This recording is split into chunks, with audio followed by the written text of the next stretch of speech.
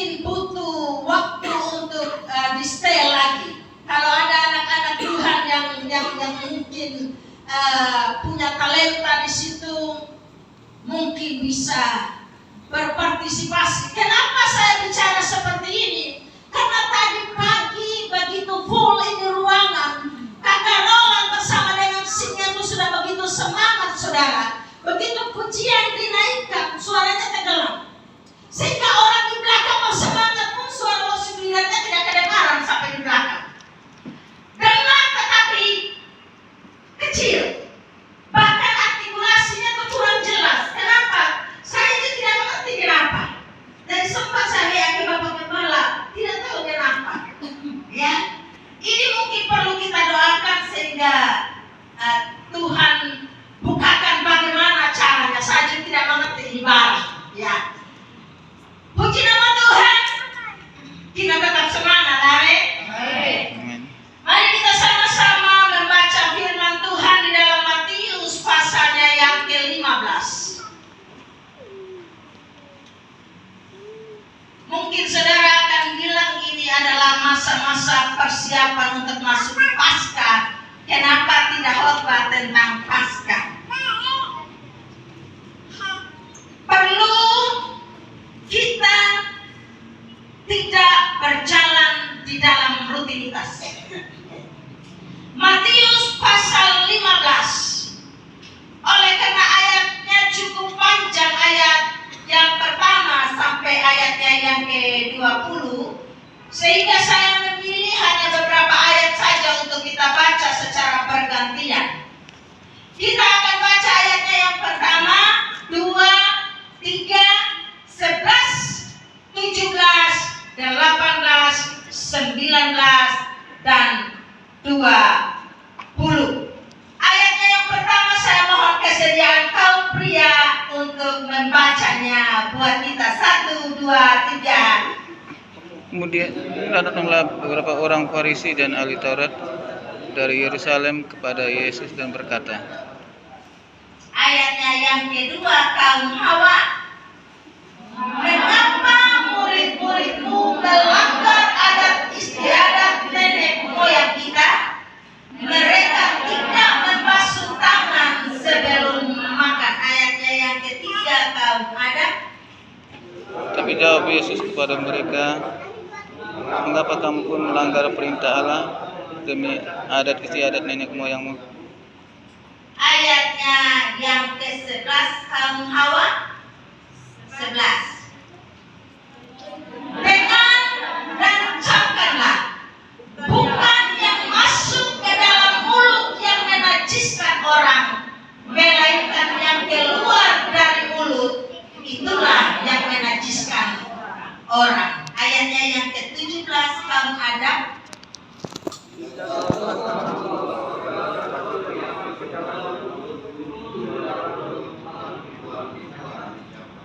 Ayatnya yang ke-18, kaum Hawa. Tetapi apa yang keluar dari mulut berasal dari hati, dan itulah yang menajiskan orang. Ayat 19, kaum Adam. Karena dari hati timbul segala pikiran jahat, pembunuhan, persinahan, pencabulan, sumpah palsu. Ayatnya yang ke-20 kita sama-sama 1, 2, 3. Itulah yang menajiskan orang, tetapi makan dengan tangan yang tidak dibasuh tidak menajiskan orang. Kita akan sama-sama belajar akan beberapa hal yang sekiranya bisa menjadi rema di dalam kehidupan kita, di dalam kita mengiring Tuhan, sehingga kita mengikut Tuhan. Kita tidak sekedar berkumpul di hari Minggu atau di hari konsel atau di hari yang lainnya, tetapi kita harus tahu tujuan kita mengiring Tuhan, sehingga kita tidak terikat dengan roh agamawi, tetapi kita sungguh-sungguh mengerti apa tujuan kita untuk kita mengikut Tuhan. Kita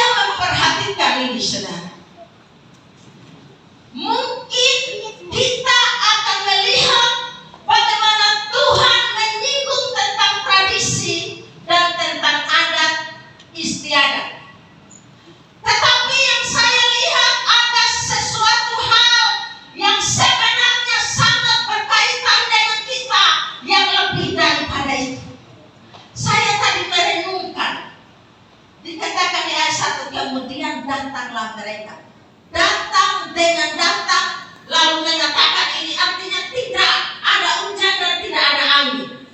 Tetapi memang kalau kita baca di dalam Markus pasalnya yang ke-7 paralel dengan pasal ini, di ayatnya yang kedua menyatakan bahwa orang Farisi melihat murid-muridnya makan tanpa membasuh tangan mereka. Tapi sesungguhnya poinnya bukan itu. Yang ingin saya katakan adalah kita sama-sama memperhatikan sesungguhnya motivasi daripada orang-orang Farisi dan ahli-ahli Taurat ini datang kepada Yesus. Tidak mungkin ketika itu, saudara, kalau kita baca dari Matius pasal 14, maka kita akan mengetahui saat ini, saat mereka datang nyusul Yesus ke sana, Yesus berada di mana? Adanya di Genesari. Karena rentetan peristiwanya adalah setelah Yesus memberi makan 5.000 orang dengan 5 keping roti dan 2 ekor ikan, dibagi-bagi 5.000 laki-laki saja yang terhitung, dan kemudian masih sisa 12 bakul. Setelah itu Yesus naik dan berdoa. Kemudian dia menyuruh murid-muridnya untuk jalan duluan. Dan ketika murid-muridnya itu naik ke dalam perahu, dikatakan perahu murid-muridnya diombang-ambingkan oleh angin sakal. Dan malam sekitar jam 3 kalau tidak salah ya, Yesus datang jam 3 ya Bapak kemarin. Yesus datang berjalan di atas air dan mereka berteriak hantu. Kalau perhatikan saudara. Dan kemudian Yesus bilang, tenang, ini aku. Dan Petrus bilang, kalau memang kau itu Tuhan, suruhlah aku turun. Dan Petrus turun berjalan di atas air. Dia mulai takut dan dia mulai tenggelam. Kemudian Yesus tidak membiarkan dia tenggelam. Betul bukan? Yesus tidak membiarkan dia tenggelam. Dan Yesus pegang tangannya, singkat cerita mereka naik ke dalam perahu. Dan dikatakan ketika mereka naik ke dalam perahu, maka ombak pun, laut pun menjadi tenang. Kemudian mereka berlayar dan mendarat di kota yang namanya Genesari.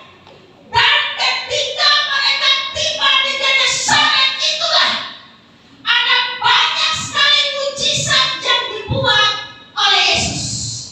Maka sambunglah tadi, kemudian datanglah orang Farisi. Itu yang membuat saya yakin bukan sekedar Yesus mau menyampaikan tentang tradisi dan adat istiadat yang sebenarnya dianut oleh orang Farisi ini, tetapi Yesus lebih berbicara tentang apa yang tersembunyi di dalam hati mereka. Saya percaya, saudara, dan saya sungguh percaya bahwa mereka datang kepada Yesus itu ada motivasi yang terselubung di dalam hatinya. Kalau kita baca, kita tahu bahwa orang Farisi ini adalah orang yang di mana mereka merasa memang mereka hebat, tetapi ditambah dengan sok hebat. Memang mereka pintar, tetapi ditambah dengan sok pintar. Dan saya menafsirkan, saudara, ketika mereka mendengar tentang perbuatan yang besar yang sudah saya sebut tadi, yang tercatat di dalam Matius pasal 14 dan juga Markus pasalnya yang ke-6, maka mereka kebakaran jenggot dan ingin menemui Yesus. Kalau kita baca firman, kita sambil merenungkan, maka kita akan menangkap sesuatu. Sebab tidak mungkin mereka datang menemui Yesus untuk bincang-bincang tentang sebuah pelayanan untuk hormat dan kemuliaan nama Tuhan. Sangat tidak mungkin. Karena mereka anggap Yesus adalah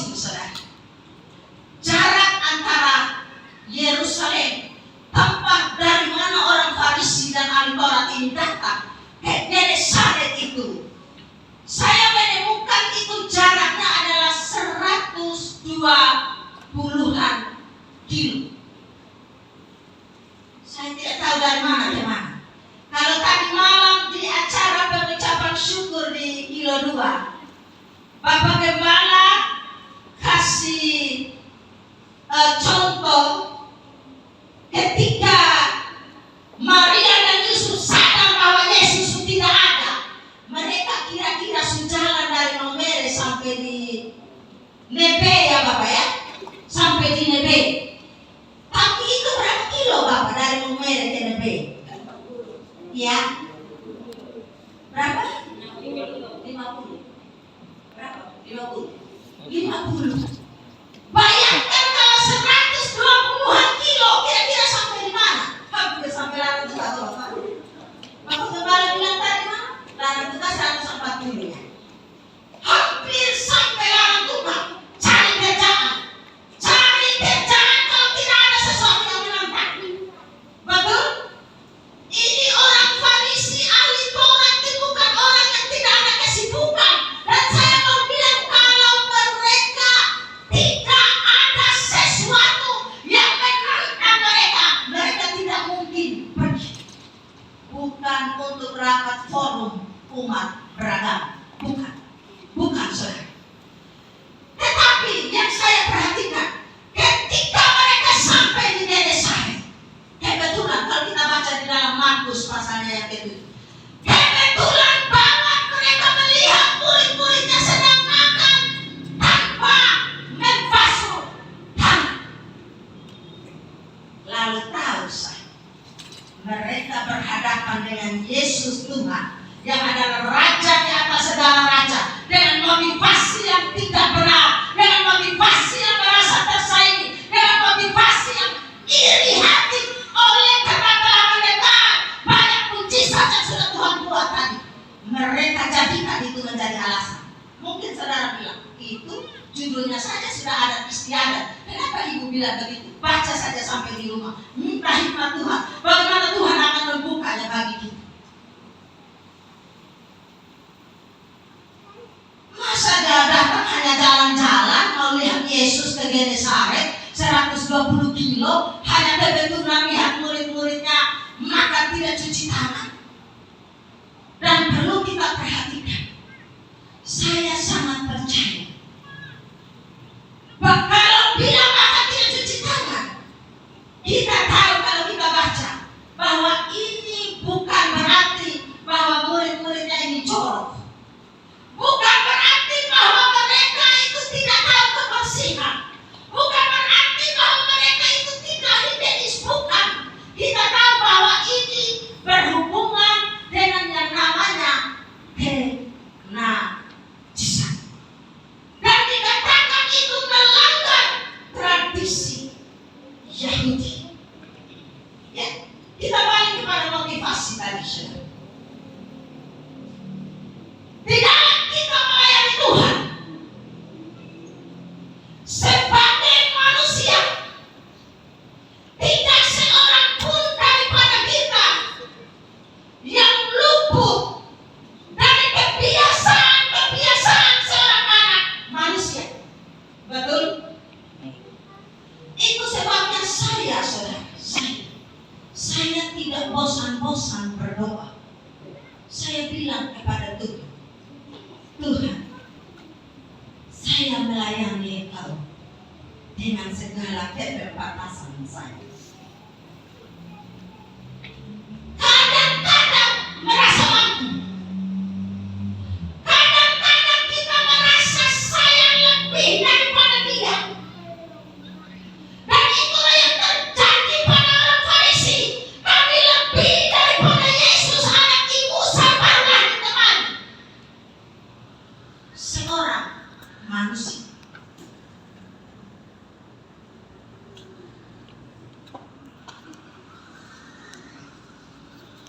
Kalau ada seorang manusia yang bilang, saya tidak seperti yang itu Kristen bilang, saya jamin saya punya hati bersih di dalam melayani Tuhan. Tolong angkat tangan.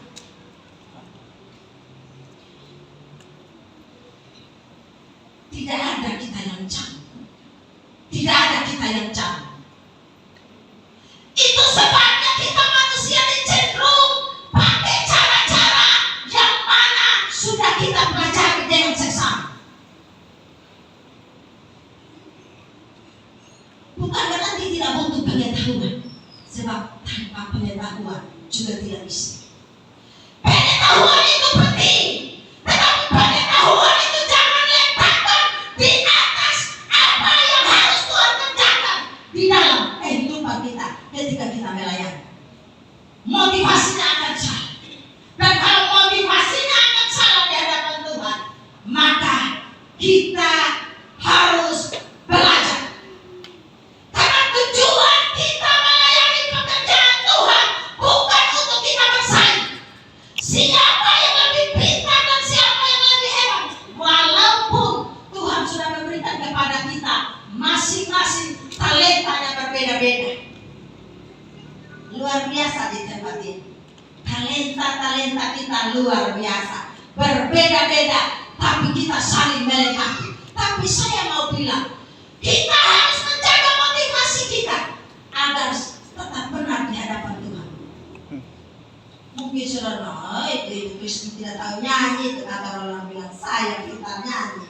Buktinya tadi itu Kristen puji saya. Bukan untuk itu, bukan untuk itu. Puji itu sudah perlu supaya tambah semangat. Tetapi bukan untuk kita bersaing, sebab kita berdiri di sini melayani Tuhan. Kita jaga motivasi kita hanya untuk kemuliaan dan kebesaran nama Tuhan. Saudara jangan bilang berdoa syafaat di belakang layar tahu apa. Ya. Saya mau bilang saudara tidur ngorok berdoa syafaat tidak tidur. Di mana yang bilang ada mengalami ini, mengalami sakit, mengalami serangan, diganggu setan, berdoa syafaat siap untuk bergerak. Bukan berarti saya bilang bahwa saudara pernah berkata bahwa berdoa syafaat di belakang layar tahu apa. Ini hanya contoh saja bahwa di dalam sebuah organisasi kita saling melengkapi. Bayangkan, saya diajak itu ikut vokal grup PBI itu sana. Saya mohon izin simpan suara untuk khotbah. Iya kan? Saudara bayangkan kalau saya pimpin pujian kayak Kak Carola kan, lanjut saya doa, lanjut saya khotbah, kelihatannya saya sakit bersih, turun dari mimbar, peoklah saya. Betul. Saling membutuhkan kita saudara, saling membutuhkan. Balik motivasi tadi. Yang setuju dengan saya bahwa orang-orang Farisi dan ahli-ahli Taurat ini ada motivasi tersembunyi seperti yang sudah saya sebut tadi, tolong angkat tangan. 1, 2, 3, 4, 5, 6, mana lagi? 7, 8, 9, 10, 11, 12, 120.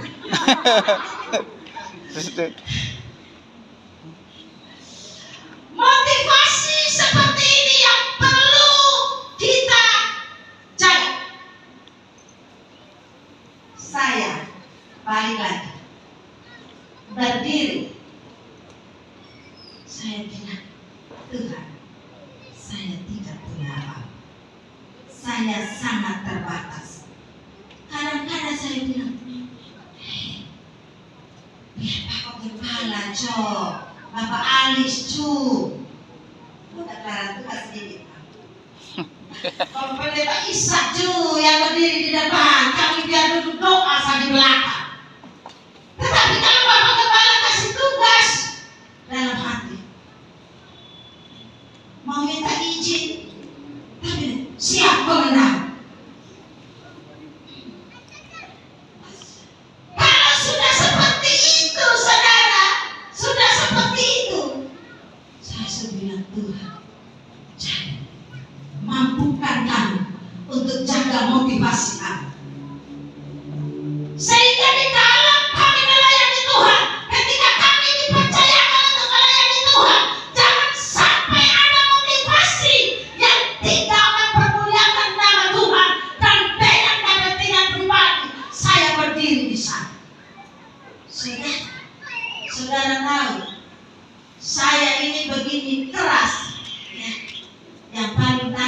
ya adik-adik, sabar. Mama Desya mungkin tahu, ya. Saya begini keras, tegas. Kalau saya tahu benar, saya tidak akan, ya suami saya bilang dicuci pakai linggis, saya tidak akan bergeser. Tapi di hadapan Tuhan, saya baru bisa menangis. Kadang-kadang saya di atas motor, saudara, di atas motor sambil menyembah, merasakan lawatan Tuhan. Makanya saya kalau naik motor selalu bawa masker. Karena kadang-kadang saya bahasa roh di atas motor, menyembah di atas motor. Kadang-kadang merasakan lawatan Tuhan begitu luar biasa. Air mata tidak terasa jatuh, bukan karena cengeng. Saya tutup pakai masker, kaca tutup. Nikmati sekali, nikmati. Nanti kiri kanan lihat saya, dipikir saya baru dipukul suami kan, baru di PHK kan, atau baru diapakan kan. Tapi kalau saudara mengalami lawatan Tuhan, air mata tidak akan bisa dibendung. Saya ingat waktu kami pelayanan ODGJ, kami pergi ke satu tempat yang memang kami tahu persis orang itu. Saya tidak bisa tahan air mata. Dan Bapak Pendeta Alis bilang begini, kalau Mami Christine sampai mencucurkan air mata, berarti ada sesuatu. Tapi waktu itu kami belum cerita dengan beliau apa yang kami tahu. Selain karena saya bilang Tuhan tolong pulihkan mereka. Dan ketika saya di dalam hati saya berteriak, Tuhan tolong pulihkan mereka, air mata saya tidak bisa dibendung. Dan kita keras bagaimanapun juga, kalau kita mengalami hadirat Tuhan, kita pasti meneteskan air mata. Kita mengingat bagaimana baiknya Tuhan.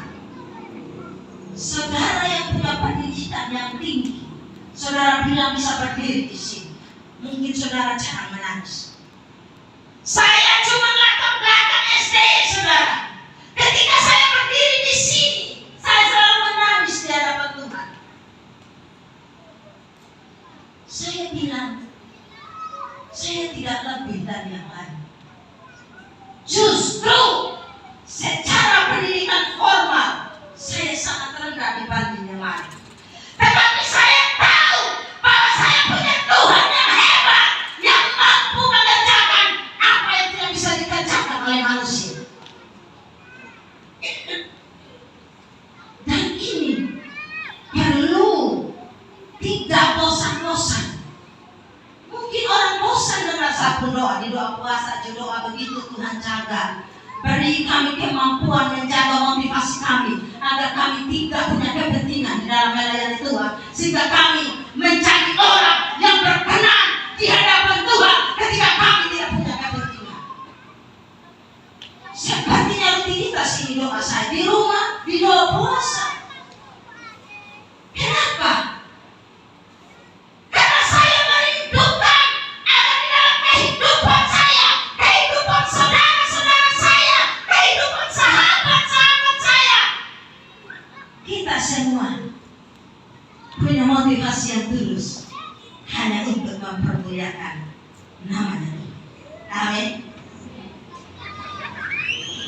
Lalu masih ayat 1 tadi. Ayat 1 tadi. Ya. Mereka berkata, ya, siapa yang berkata? Orang Farisi dan ahli. Saya menganggap ini sebagai sebuah perkataan basa-basi.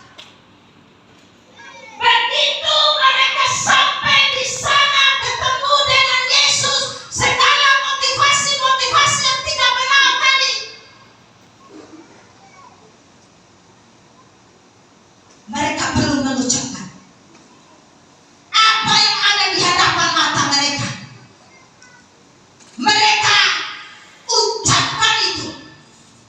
Dan bisa jadi itu untuk mengalihkan perhatian Yesus.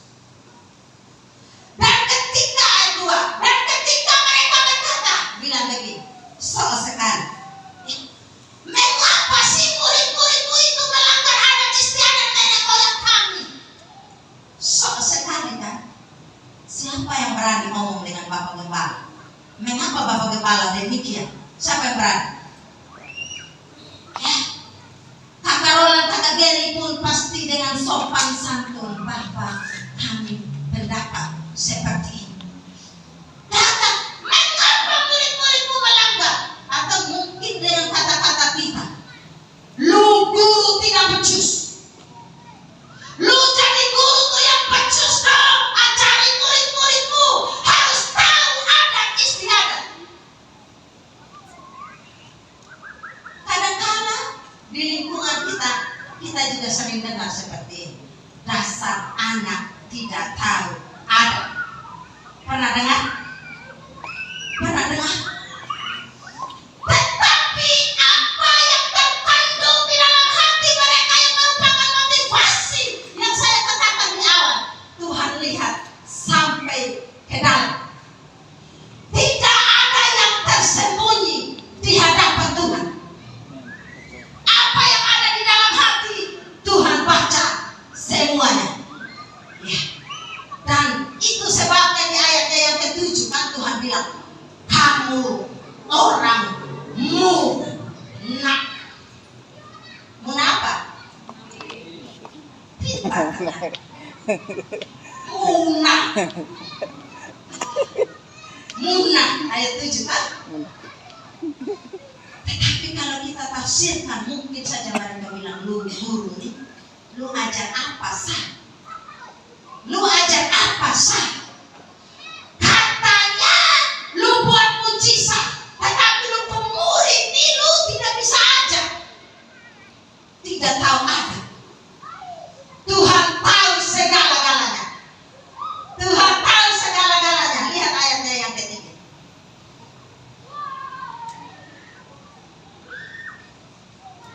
Tetapi jawab Yesus kepada mereka, senjata makan Tuhan.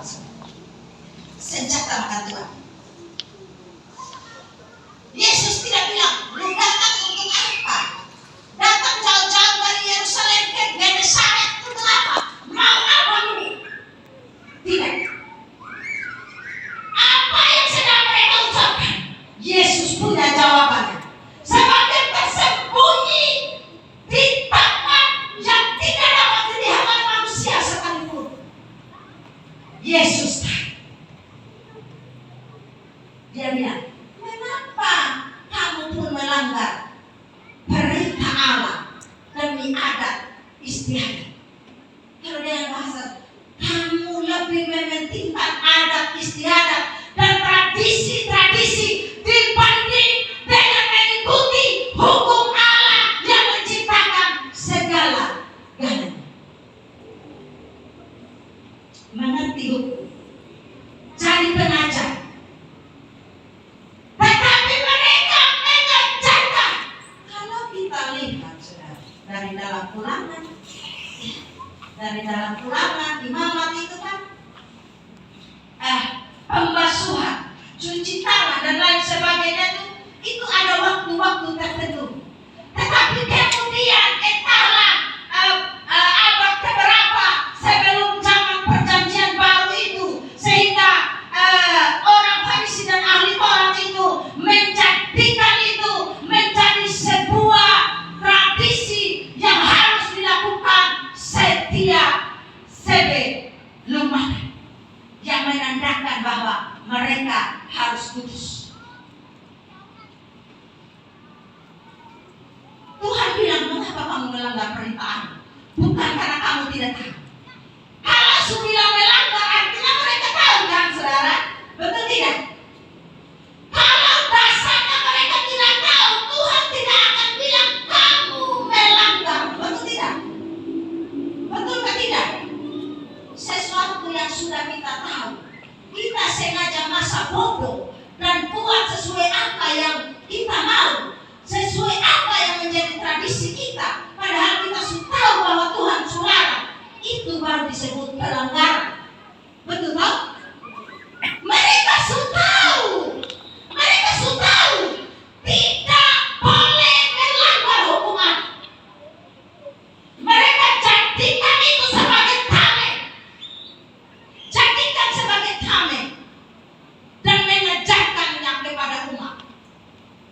orang buta menuntun orang buta. Dia tidak yakin dia selamat atau tidak. Dia mengatakan, dia menyampaikan, dia mengajarkan tentang keselamatan. Tetapi ketika sharing face to face, ditanya, lu kalau besok lusa mati, lu masuk mana? Dia bingung. Pernah ketemu orang seperti ini? Lalu dia bilang, dia geleng-geleng sedikit dan dia bilang, ya terserah Tuhan lah. Terserah Tuhan lah.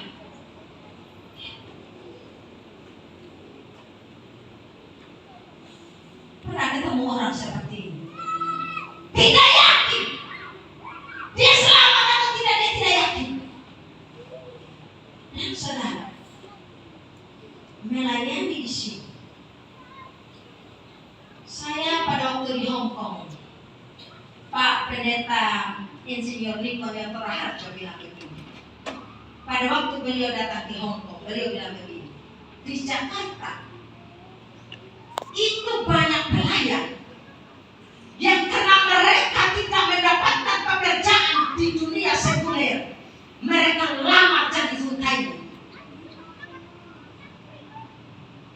Semua pasti tahu Pak Pendeta Insinyur Niko yang Harjo. Dia katakan anak orang-orang cari kerja ke sana kemari tidak dapat. Dia datang rajin ikut menara doa. Jadi full timer, enak kerja di gereja. Motivasinya bukan untuk kemuliaan nama Tuhan, tetapi untuk mengenyangkan diri sendiri. Betul? Kalau seperti tadi toh, karena dia tidak mendapatkan pekerjaan di dunia sekuler, atau mungkin dia malas kerja, panas, diperintah, bisa saja seperti itu. Meleburkan diri ke dalam pelayanan pekerjaan Tuhan. Karena full timer itu pasti digaji. Istilahnya persembahan kasih, tetapi digaji setiap bulan.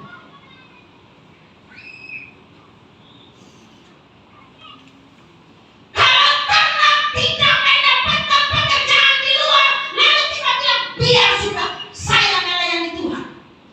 Saudara jangan bilang saya tidak ada kerjaan. Minggu lalu selain bekerja, pelayanan di luar, saudara. Minggu lalu hari Senin, Selasa ya Mam, Selasa, Rabu, Kamis, Jumat, dan Jumat itu adalah pelayanan. Sebelum kami siap-siap doa puasa, beberapa jam sebelum datang doa puasa, tetangga saya datang dan berhubungan dengan adat istiadat. Dia katakan, "Man, omong-omong dempaki dulu karena saya belum masak nasi. Kasih tinggal di luar omong dempaki. Tapi karena perempuan, saya cok nasi habis, saya keluar. Saya lihat situasi kayak kurang set mereka dua bicara-bicara karena lawan jenis mungkin. Entahlah, memang ibu-ibu ini lagi bicara ini, curhat ini. Tahu? Betul ya? Tahu? Iya. Sudah, saya keluar, saya duduk. Dia ngomong begini, "Mami, saya nih ada masalah besar." Masalahnya apa? Saya kemarin pergi buat adat di kampung. Begitu buat adat, dia sudah ulang-ulang datang sharing di rumah. Mereka buat adat, mama tua tidak mau ikutan karena dia suka toh.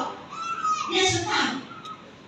Dia juga pernah disembuhkan Tuhan dari penyakit ginjal. Terus dia tidak mau. Mereka bilang mau bakar lintah, mau tahu apa disudut, dia tidak mau. Dia tidak mau. Terus pas mau makan, orang suruh dia pimpin doa, padahal sudah sekian lama dia tidak pulang ke kampung jauh di sana katanya. Ya. Terus dia pimpin doa. Dia pimpin doa buat makan, doa memberkati seluruh keluarga yang sudah pecah belah saling berselisih satu sama yang lain. ada juga yang kayak tidak suka. Jadi saya bilang, Ma, yang melowo itu pasti mereka kaget lihat mama sepintar berdoa. Terus yang tidak suka itu mereka iri, mereka tidak mau mama bisa berdoa. Terus dia cerita, Ma, Mami, waktu kami pulang, maka kami punya bapak kecil itu kasih kami batang damar untuk melindungi diri di perjalanan. Dan dia bilang, itu adat kami. Itu adat apa itu? Kampung apa? Pasti ada yang tahu ya? Itu adat kami, dia bilang. Karena tidak enak dengan mereka, saya terima saya itu batang damar kalau di dalam kita. Sampai di kali apa? Saya pagar di sana lagi. Ada kali di sana, saya lupa dia bilang nama apa. Dia bilang dia buat. Kaliwajo. Saya sudah kurang yakin. Jadi itulah ya sesuai yang saudara sebut. Pokoknya ceritanya diperhatikan. Dia buang itu barang. Begitu dia buang itu barang, dia bilang satu kucing satu kerang ini menari-menari di kaca auto. Terus darah Yesus. Dia begitu bilang darah Yesus itu kerang dengan itu kucing dipakai hilang. Terus mereka jalan sampai di rumah. Dia tuh darah Yesus terus sampai di rumah. Sampai di rumah suaminya masuk, anak-anaknya masuk. Sisa lagi dia dengan satu anak laki-laki.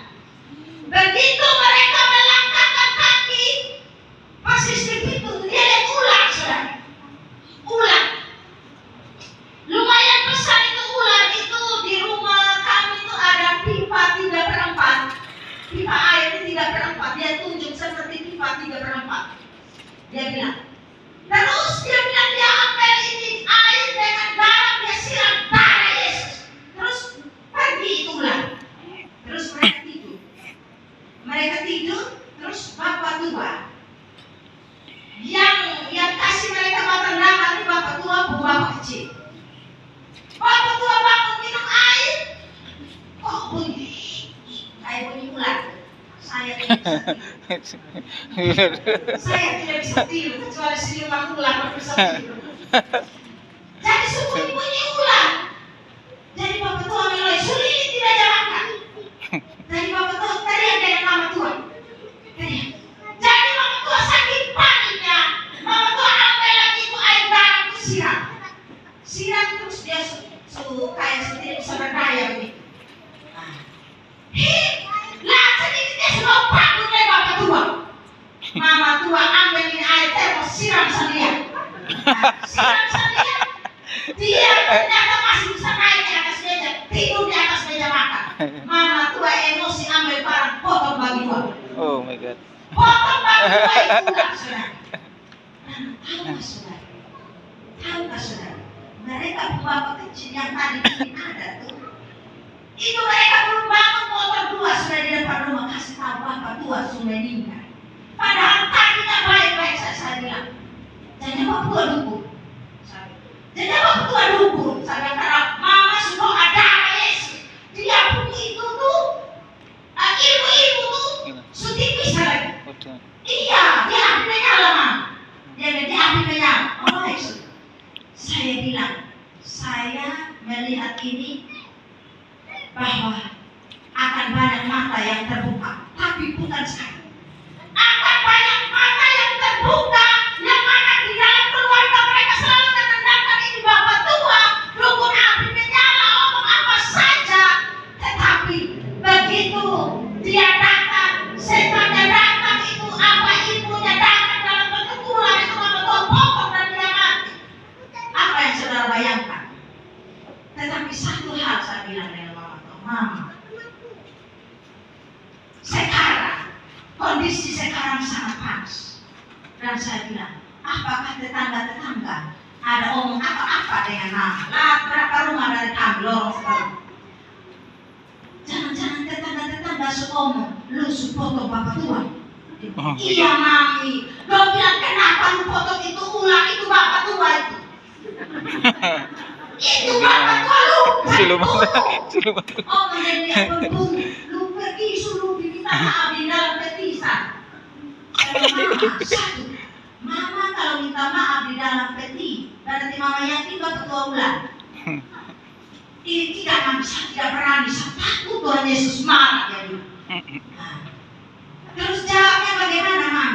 Hebat, Mam, tidak usah berspekulasi. Bilang saya itu ular. Karena mama takut nanti dipadu, jadi mama potong kok. Iya, Kalau betul. mereka bilang itu bapak tua, nak. Macam mana manusia berubah jadi ular? Kapan kok? Betul. Nanti kalau semua suasana sudah aman baru sudah bersaksi. Mereka kan selalu mengandalkan bapak itu. Tradisi saja. Tradisi seperti ini yang membuat orang tidak bisa sepenuhnya mengandalkan Tuhan. Dulu di gereja, belum bikin adat. Betul. Saya pernah bersaksi di sini. Bagaimana kami membakar batu-batu yang besar kami bakar. Orang mungkin melihat ini berdoa bakso gila kali batu kok dibakar. Tapi tahukah saudara? Tahukah saudara yang pernah dengar saya punya kesaksian? Begitu anaknya kerasukan saudara. Karena saya campur emosi manusia. Iya. Karena dia ini bikin diri. Kami sebenarnya kami memuji kebesaran dia bikin diri ke memakan kami. Pak. Jadi saya campur emosi bang, campur dia. Dia tumbang bukan karena hatinya kebesaran dia lemah. Haleluya. Dia tumbang. Kalau kakak orang bilang, aduh, pengejar Tuhan luar biasa sekali orang tumbang. Saya pikir dia tumbang karena sampai lengkap. Karena saya sudah emosinya dan mau bikin lagi. Dalam nama Yesus. Jadi saya takut dia tumbang. Saya bilang dia tumbang, saya tidak halus. Saya bilang, Mama, itu batu-batu yang masih sisa. Bawa semua ke samping. Bawa kali itu lubang. Taruh semua batu-batu di dalam. Saya bilang, kasih saya minyak tanah. Mungkin orang bilang, batu kok mau siram minyak tanah kok bakar. Tetapi saudara, begitu mereka angkat semua itu batu-batu siram minyak tanah, kami bakar, kemudian tutup itu dengan tanah, saya siram anggur perjamuan. Sebelumnya pasti doa tentunya. Begitu kami masuk lagi dalam rumah anak sujud, sembuh sampai hari ini. Kenapa harus saya sampaikan seperti ini? Masih ada orang yang tahu firman Tuhan, baca firman Tuhan, gereja hari Minggu, tetapi di rumah masih pakai adat, taruh lagi batu di situ.